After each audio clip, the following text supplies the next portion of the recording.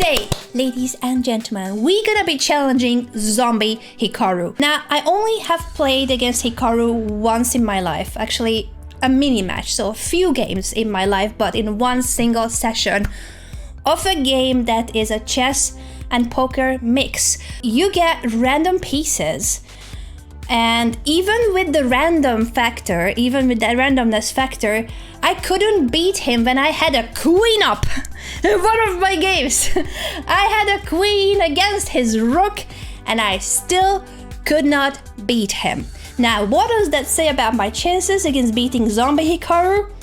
I'm fully confident this game will go amazingly well, as long as he doesn't play the Boneclad, but if he is coming back from the dead or if he's undead, maybe he has forgotten the Boneclad? Let's hope. Now, the Zombani that you can play against on chess.com, Zotez, my good friend Alexandra Zotez, Zombiano, Zombiachi, but our opponent today is going to be Zombaru. Are you a five-head that only makes your brain look bigger and juicier for Zombie Hikaru? Can you survive Zombaru's fierce attack? I sure hope I can. I'm gonna fake it till I make it, and I'm gonna pick no takebacks, but please give me the white pieces, Zombaru. You ready?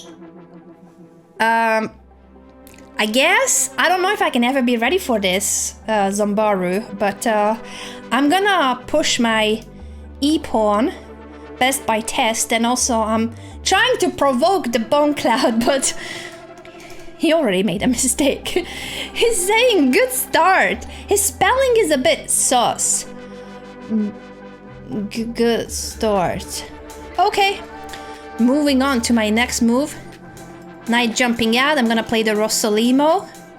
This was very thematical, topical at one of the most recent World Championship matches between Magnus Carlsen and Fabiano Caruana. Yep, I'm feeling like I'm playing for the world title, at least for the world title of zombies. I like to take, so B takes and D takes are both interesting options leading to very different middle games. D takes obviously has the advantage of opening up the d5 for the queen, and the bishop is ready to be developed, while taking back with the pawn means that you are capturing toward the center that can support your pawn structure later on to fight for the central control. But why am I explaining his moves? He's a zombie after all. Is that good or bad?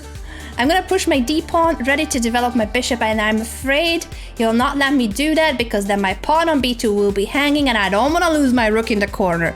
So, a couple of things I can do to block that. One of the most natural ones, if not the most natural, is to develop the knight. And by that, I'm ready to also move my bishop. He's pinning my knight, my other knight, which is pretty annoying, Hikaru, I must say. I don't like that you are going pinning here, pinning there. Pair of bishops I have, he's saying, from the undead state of his mind. So I'm gonna try to challenge this bishop and attack it. Will you take? He takes. Okay, I like that. I like that. Because now there's no longer a pair of bishops. It is a very solid structure for black, and black does not have any problems. But I'm gonna claim that I have gained something by capturing on f3. My queen is more ahead than his queen, and I could castle both wings even if I'm too much of a coward to castle queen side. So not gonna happen, but he thinks that maybe that there's a chance that I'm considering it. No way, I'm not considering that. I'm gonna castle here where it's safe and sound. What is he doing? This bishop d4 was an interesting move, but now he's going queen b6. Not developing his g8 knight yet. He is threatening my b2 pawn, and that pawn is guarding my c3 knight, and the rook in the corner on this diagonal is looking sus if things fall on b2. But this whole thing feels like he is really undeveloped.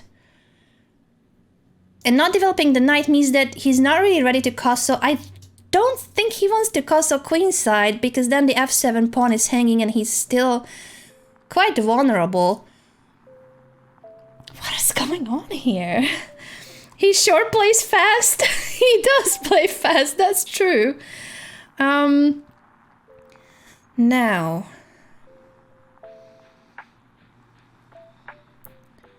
Am I scared of that b2 pawn being taken? Like, do I need to guard that pawn? Do I need to address this queen takes b2 threat or not?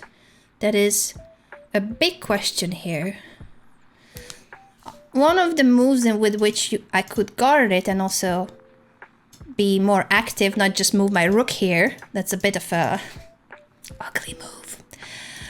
Knight a4 would guard the pawn and attack the queen, but I need to think of the follow-up. What happens if then the queen moves up here or here or here, like somewhere? Maybe not to b4 because that steps into a fork, but my knight is hanging no matter what, so I need to consider what happens after. Will I just push b3? But I can't, because then my rook will be grabbed in the corner. So if my rook is gonna be hanging in the corner, does it mean I should include this capture at some point so that the bishop is eliminated and then move here? Do I want any of that? But my knight on a4 is not well placed, and it's almost gonna be trapped. So yeah, those are not really appealing lines, and I don't think I should be thinking that much on the defensive. At the same time, he's Hikaru, so I'm scared. I mean, no, he's Zombar. I'm not scared. He's a zombie. Like, what does he know? He probably forgot most of his theory. It could have been hundreds of years since, you know. So, do I take, do I not take? That knight is not gonna look pretty there. Okay, I did say that rook b1 is really ugly, but I'm considering it not just for protecting the pawn, but for the fact that when I jump away and I want to support that knight, the rook is always hanging in the corner. It's true that I could take here, but once the pawn, the black pawn, is on d4, that takes away a lot of space from me and chases my knight away. So I don't really like that. Although, one thing to consider is that if I take and move the knight not to the edge of the board, but to e2, to put pressure on that central pawn, and then if he takes it, my knight is no longer hanging. So I'm saying take the bishop, pawn takes back, knight comes here. In those cases, I might just be fine giving up the pawn, because then I could play rook b1, my knight is no longer hanging, it's not on c3 anymore, and once the queen is attacked, there's a pawn hanging behind it. Okay, I'm gonna do that. Then it's easier to visualize, right? Now that it's on the board. So this was expected, of course. Once he has space, he's gonna hold on to that space. He's pushing the e-pawn to support the d4 pawn, and that makes perfect sense. But I am claiming that I'm ahead in development because this knight is still on the edge, the rooks are in the corner, the king has not castled. So yes, he has more space, but I'm ahead in development. The only thing is, this position is really closed, and when your opponent's king is in the middle of the board, you want to open up all the doors, all the files, all the diagonals, all that you can, tear open the position, because then you have access to the opponent's king in the middle of the board. So I need to start creating pawn breaks. Pawn breaks, offering pawn trades is the way to open up the position, because pawns are the soul, the skeleton of your position. All of these are nice fences and walls here that Hikaru is building, but I'm not interested in maintaining that division between his camp and mine, and his pieces and mine. I want to open up the position, so it might be with the sacrifice of a pawn. I'm thinking to push and still let him take, because if I could just trade here, then bring the rook here, the position is starting to open up, and once I have the b5 for my rook and I can take on b7, I'm pretty sure Hikaru doesn't want that to be the case. Wait! I've just said I don't think that Hikaru wants that to be the case, but maybe Zombie Hikaru does. He's not scared. He's not afraid. What is happening? Did he forget some of his chess knowledge? Like, he's not developing, he's going pawn grabbing. I mean, this is sus. I don't think Hikaru would play like this. It's the Zombie Hikaru that plays like this, so I have various appealing options. A rook will come to b1, that's for sure. Which rook comes to b1 is a question, whether I want to move this and not care about the a2 pawn because I'm gonna take on b7 no matter what, or I can come with this rook, and then the queen will not have access to my pawn obviously, but could hang around here, and I will take with that rook, and then later this a rook will come to the b5 to double. I can always take here too as a first move, or later, so that's a move that I can use as my starting move or an intermediate move. It's not hanging, so it doesn't matter whether I start with the rook move or not. He cannot go there to take it as long as the queen is hanging. So, which move order do I like the most? I probably like to include this because then when I attack the queen with whichever rook, he also has to be guarding the d4 pawn, which would be hanging anyway, but I want to make sure that the knight can jump there. Oh wait, he's not taking back? That was his idea? I fell for it? Never mind. I still don't buy this. His king is in the middle of the board. I can play rook to b1, attack the queen, get into the 7th. Castlemania. We learned this from Michelle in PogChamps. Even cooler if you have 2 rooks on the 7th. Something that doesn't even have a separate name. I think it should have a name. A rook on the 7th. Like, that's such a lame name. Of course no one cares. That's not how cool kids are called. Castlemania. A rook on the It's 7th. Castlemania. Come on, Hikaru. I'm not buying it. I'm not buying this. So which rook? A rook, B rook, not B rook, but F rook to B1. I'm so excited that I already can't speak properly. I feel like I don't want to give him the A pawn, but not because of the pawn itself, but just that once the queen is on A2, it has a nice way back toward Black's camp to help. So if I move this rook instead here, the queen is going to be a little more awkward trying to come back and guard F7. So this is, in fact, I think, a good idea to attack it like this. Now when I take, I'm threatening checkmate in one. Will you see it? Hikaru? He saw it! Man, he must be cheating! I cannot believe this! But never mind, this is not a good move. I don't think he's doing well. I was intimidated by the name Hikaru, but this is Zombaru. And according to chess.com, his rating is 1800. What? Why did I not see this before? He's on 1800! I'm gonna smash him! No, never be overconfident. Just kidding, but this is not looking shiny for Zombaru, to say the least, alright? This is not looking good. If I take the rook, he has to take with the king, and this is not the bone cloud. That's not the right square. It's gotta be on e7, and even then it would be a delayed bone cloud. This is not quite correct. And once the king takes on d7 after the rook trade, I can take on f7 with my queen. I think that's when he will want to either come back with the queen to help or cover with the knight. But it still looks so suspicious, very suspicious. The other option is to keep the rook on the board. But maybe then he will play the delayed bone cloud. I cannot let that happen. So what if he will play the delayed bone cloud and then win the game by default? We're gonna trade this rook, capture on f7. Now, I can take on f7, I think that that's the move I'm gonna actually play, but it's worth mentioning that there's another pawn on e5 that's also hanging. Only that I feel like taking here is more important because it's a check. If he moves out with the knight to shield the king, I can still take the pawn. If he goes back with the queen, I could consider an endgame, trade the queen and then take the pawn.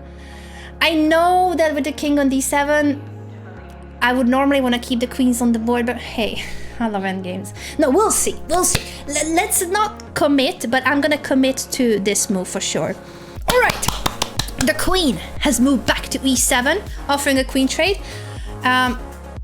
He's saying stop this. Now I have Google Translate, but maybe we can understand it without translation, this zombie language. Stop these. I don't want to stop this, Hikaru. This is my one and only chance to beat you at chess. And I'm still not there, but I'm feeling quite confident about being up 2 pawns, potentially 3. 3 pawns up in an endgame. I love endgames. Yeah, it's very, very tempting to go for the endgame. Although, I must say, the other tempting option. So if I trade queens, whether he takes back with the king or the knight, I'm gonna win this pawn. If I don't trade queens, that means that I'm gonna need to use that one tempo, that one move to retreat. And I'm up 2 pawns, so it's still obviously hyper advantageous of a situation. But I'm not gonna have the time to take the pawn. What I will have, and this is maybe the one reason why I'm gonna say no to the endgame for once in my life, that I really like this rook move as a follow-up to threaten to give a check and cash in on everything Pac-Man mode on the 7th rank. I don't think he will blunder it, but I don't think it's easy to prevent. He's insisting on that queen trade. Man, that's a good move, because now if I decide that, yeah, I should have taken, that king is guarding the e5 pawn. This king is going to be the one and only active piece of Hikaru. His knight and rook are still on the bench. Now, we are committed to keeping the queens on the board. And I'm just considering moving the queen here or here, attack the a7 pawn so that he has to be busy trying to guard it, and he cannot just continue offering me queen trades without consequences. I like this move. I don't think that the pawn itself is what matters the most here, but just that I win a tempo, attacking the pawn, threatening the check, and then I can bring the rook in too. Queen a6 looks very strong too, but I'm just gonna go with my feeling that this one... He's repeating? My queen was on f7, Hikaru. This is not gonna be a threefold repetition.